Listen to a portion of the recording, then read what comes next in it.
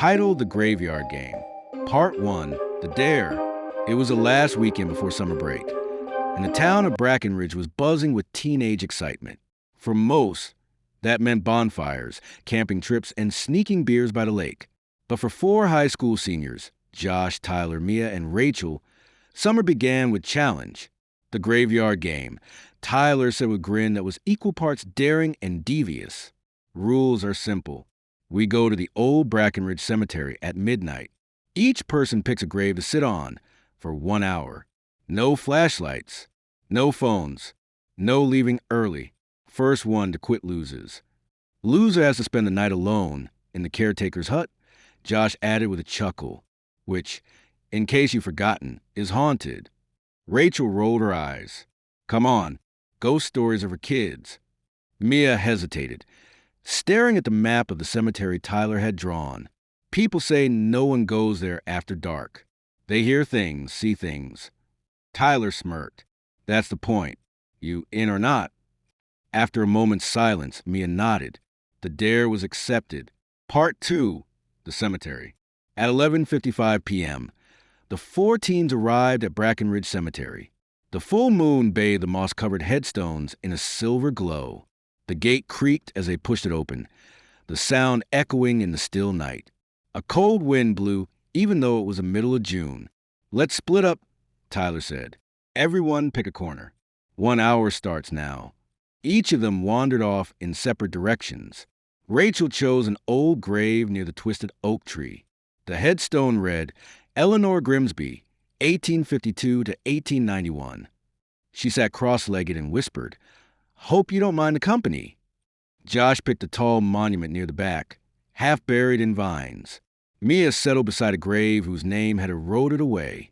Tyler, being the bravest or perhaps the stupidest, walked to the center of the cemetery and sat on the crypt of Thomas Weller, the infamous mortician rumored to have practiced black magic. Part 3, the whispers begin. At exactly 12:13 a.m., Rachel began to feel uneasy. The air had grown colder. Her breath puffed out in white mist. Then she heard it, a whisper, Rachel. She spun around. No one. A second whisper. Behind you. She jumped to her feet, heart pounding. There was nothing there. She tried to calm herself. It's just the wind, she muttered. But when she turned back toward Eleanor's grave, she froze. A shadow was sitting where she had been. Part 4, Josh's nightmare. Josh, meanwhile, had started hearing low growls. He thought it was a raccoon until he noticed the temperature drop rapidly. His teeth chattered. Then something moved in the corner of his eye. A tall figure standing behind the monument. He shone his phone's flashlight despite the rules.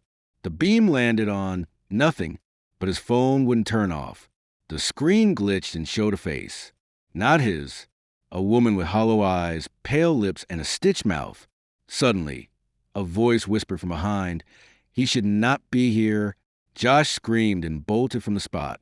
Part 5, Mia's vision. Mia was shaking. The ground beneath her felt wrong, like something was moving beneath the soil. Then she saw it. Hands. Decayed, bony hands clawing out from the ground. She scrambled back, but her legs felt like jelly. And then the whispers started. Join us, join us. You belong here. The grave split open, revealing a yawning hole filled with writhing shadows. Mia screamed, fell backward, and ran. Part 6, Tyler's game. Tyler was trying to stay cool.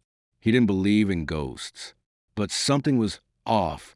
The crypt beneath him began to hum. The stone vibrated faintly. Suddenly, a hand reached through the crack in the crypt's lid. Tyler stumbled backward. Then came the voice. I told you never to return here. A figure rose from the crypt, tall, robed, face hidden under a veil of shadows. Tyler ran. Part 7, the reunion. One by one, the friends met back at the cemetery entrance. Rachel's face was pale. Mia was crying. Josh looked like he'd seen death itself, and Tyler. Tyler was silent. We need to go, Rachel said. Now. But when they turned to leave, the gate was gone. Not locked, not broken, just not there anymore. Instead, a wall of black trees loomed in its place. We didn't come in this way, Mia said. There was a road, a fence. Josh pulled out his phone. No signal. 12:59 a.m. Then it struck midnight. A bell tolled. And everything went dark. Part 8. The game has rules. When the moonlight returned, they found themselves back in the center of the cemetery, sitting on 4 unfamiliar graves. The names on the headstones were their own. Josh Michaels, 2006 to 2025. Rachel Ellis, 2007 to 2025. Mia Tran, 2006 to 2025. Tyler Grant, 2006 to 2025. They stared at the stones in disbelief. "No, this can't be right," Rachel whispered. Then came the voice again, a deep, booming voice that echoed across the graveyard. "You played the game, now you must pay the price." Ghostly figures emerged from the mist, other teens wearing old-fashioned clothes, their eyes hollow, mouths sewn shut. They moved slowly, encircling them. Mia screamed, "We're still alive. This is a joke, right?" But then she looked down. Her hands were transparent. Josh fell to his knees. We never left. We never got out." Tyler tried to run but collapsed, unable to move his legs. The spirits closed in.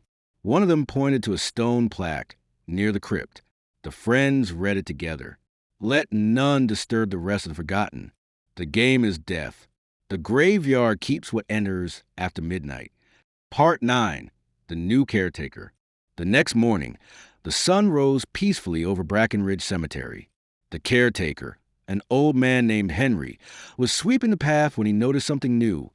For fresh graves, no digging, no ceremony. Just there, he looked around and muttered, "Another batch. Damn kids never learn." Then he walked to the crypt of Thomas Weller and placed a new lamp outside. Inside the crypt, shadows shifted. And deep below, the whispers began again. New players.